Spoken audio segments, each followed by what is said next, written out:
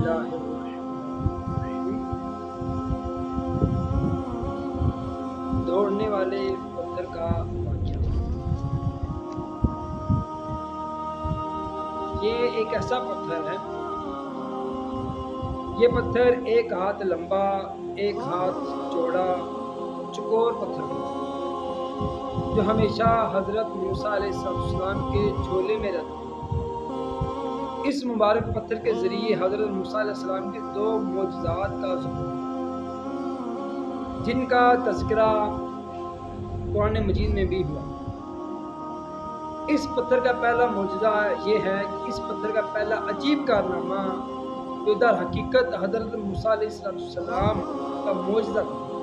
اور وہ اس پتھر کی دانش مندانہ لمبی دوڑ ہے، لمبا بھاگنا ہے، اور یہی معجزہ اس پتھر کے ملنے کی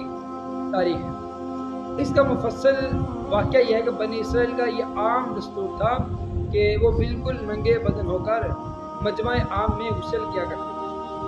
مگر حضرت موسیٰ علیہ السلام گویا کہ اسی قوم کے ایک فرد تھے اور اسی ماحول میں پلے بڑے تھے، لیکن خداوند قدوس نے ان کو نبوت اور رسالت کی عظمتوں سے نوازا ہوا تھا، اس لیے آپ کی عصمت نبوت بھلا اس حیا سوز بے حیائی کو کب گوارا کر سکتے ہیں؟ آپ بنی اسرائیل کی اس بے حیائی سے سخت نالاں اور انتہائی بیزار تھے، اس لیے آپ ہمیشہ یا تو تنہائی میں یا تہبند میں غسل فرمایا کرتے تھے۔ بنی اسرائیل نے جب یہ دیکھا کہ آپ کبھی بھی ننگے ہو کر غسل نہیں فرماتے تو ظالموں نے آپ پر بہتان لگا دیا، الزام لگا دیا کہ آپ کے بدن کے اندرونی حصے میں یا تو برس کا سفید داغ یا کوئی ایسا عیب ضرور ہے کہ جس کو چھپانے کے لیے یہ کبھی برہنہ نہیں ہوتے،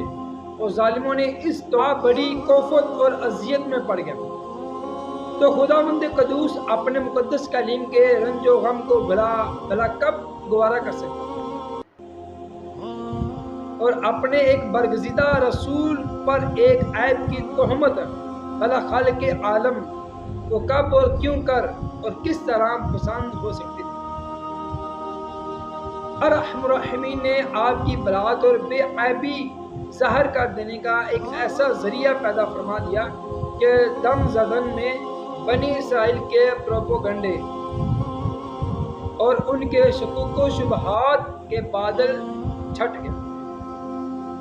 اور آپ کی برات اور بے عیبی کا سورج آفتاب سے بھی زیادہ روشن اور واضح ہو۔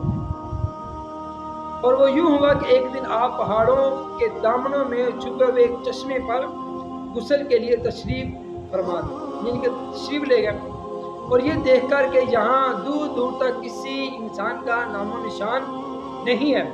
آپ اپنے تمام کپڑوں کو ایک پتھر پر رکھ کر اور بالکل برہنہ بدن ہو کر غسل فرمانے لگے۔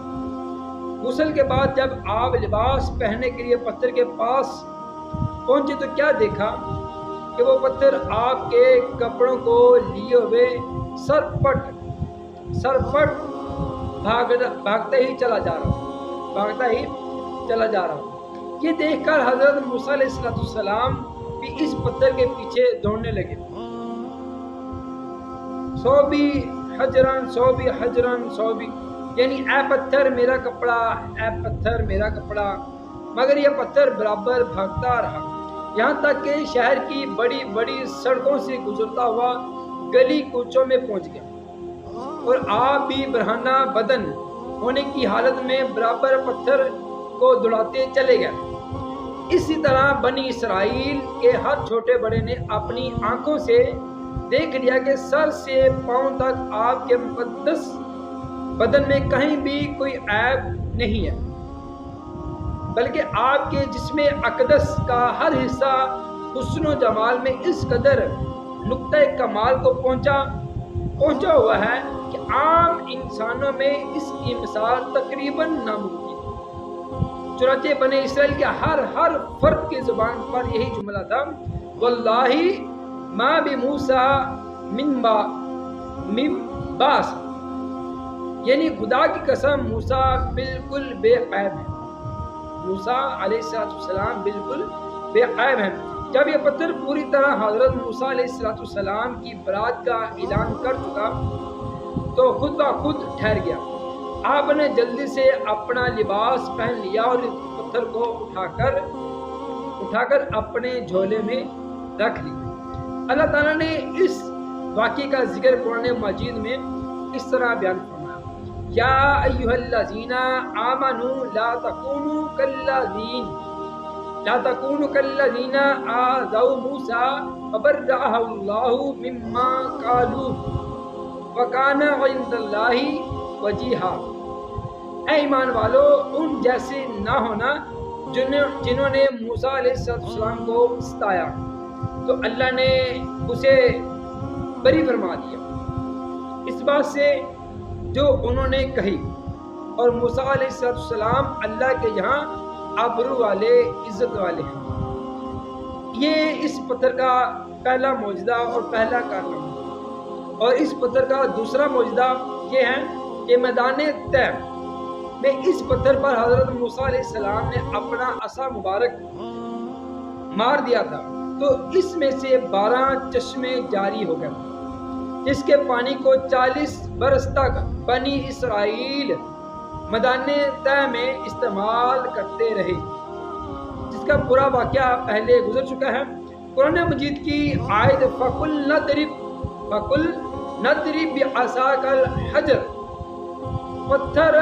پتھر سے یہی پتھر مراد ہے، یعنی اس آیت مبارکہ میں جس پتھر کا ذکر کیا گیا وہ یہی پتھر مراد ہے۔ جب فرعون دریائے نیل میں غرق ہو گیا اور تمام بنی اسرائیل مسلمان ہو گئے، اور جب مثلا موسیٰ علیہ السلام کو اطمینان نصیب ہو گیا تو اللہ تعالیٰ کا حکم ہوا کہ آپ بنی اسرائیل کا لشکر لے کر ارض مقدس بیت المقدس میں داخل ہو جائیں۔ اس وقت بیت المقدس میں قوم عمالقہ کی قوم کا قبضہ تھا، جو بدترین کفار تھے اور بہت طاقتور جنگجو اور نہایت ہی ظالم لوگ تھے۔ چنانچہ حضرت موسیٰ علیہ السلام 6 لاکھ بنی اسرائیل کو ساتھ لے کر قوم عمالقہ سے جہاد کے لیے روانہ ہو گئے، مگر جب بنی اسرائیل بیت المقدس کے قریب پہنچے تو ایک دم بزدل ہو گئے اور کہنے لگے کہ اس شہر میں جبارین عمالقہ ہیں جو بہت ہی زور آور اور زبردست ہیں، لہذا جب تک یہ لوگ شہر میں رہیں گے ہم ہرگز شہر میں داخل نہیں ہوں گے۔ بلکہ بنی اسرائیل نے حضرت موسیٰ علیہ السلام سے یہاں تک کہہ دیا کہ اے موسیٰ علیہ السلام، آپ اور آپ کا خدا عز و جل جا کر اس زبردست قوم سے جنگ کریں، ہم تو یہیں بیٹھے رہیں گے۔ بنی اسرائیل کی زبان سے یہ سن کر حضرت موسیٰ علیہ السلام کو بڑا رنج و صدمہ ہوا، اور آپ نے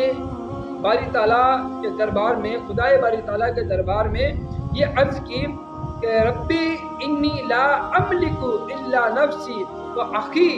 فافرق بیننا و بین القوم الفاسقین۔ اے رب، مجھے اختیار نہیں مگر اپنا اور اپنے بھائی کا، تو ہم کو ان بے حکموں سے جدا رکھ۔ اس دعا پر اللہ تبارک و تعالیٰ نے اپنے غضب و جلال کا اظہار فرمایا۔ اظہار فرماتے ہوئے اللہ تبارک و تعالیٰ نے فرمایا فَإِنَّهَا مُحَرَّمَةٌ عَلَيْهِمْ 40 سَنَةً يَتِيهُونَ 40 سَنَةً يَتِيهُونَ فِي الْأَرْضِ فَلَا تَأْسَ عَلَى الْقَوْمِ الْفَاسِقِينَ۔ تو وہ زمین ان پر حرام ہے 40 برس تک بھٹکتے پھرے زمین میں، تو تم ان بے حکموں کا افسوس نہ کرو۔ اس کا نتیجہ یہ ہوگا یہ 6 لاکھ بنی اسرائیل ایک میدان میں 40 برس تک بھٹکتے رہے مگر اس میدان سے باہر نہ نکل سکے۔ اسی میدان کا نام میدان طے ہے۔ اس میدان میں بنی اسرائیل کے کھانے کے لیے من و سلوہ نازل ہوا اور پتھر پر حضرت موسیٰ علیہ السلام نے اپنا عصا مبارکہ مار دیا تو پتھر میں سے 12 چشمے جاری ہوئے۔ اس واقعے قرآن مجید نے بار بار مختلف عنوانوں کے ساتھ بیان فرمایا ہے، جس میں سورہ مائدہ میں یہ واقعہ قدر تفصیل کے ساتھ مذکور ہے، جو بلا شبہ ایک عجیب الشان واقعہ ہے، جو بنی اسرائیل کی نافرمانیوں اور شرارتوں کی تعجب خیز اور حیرت انگیز داستان ہے۔ مگر اس کے باوجود بھی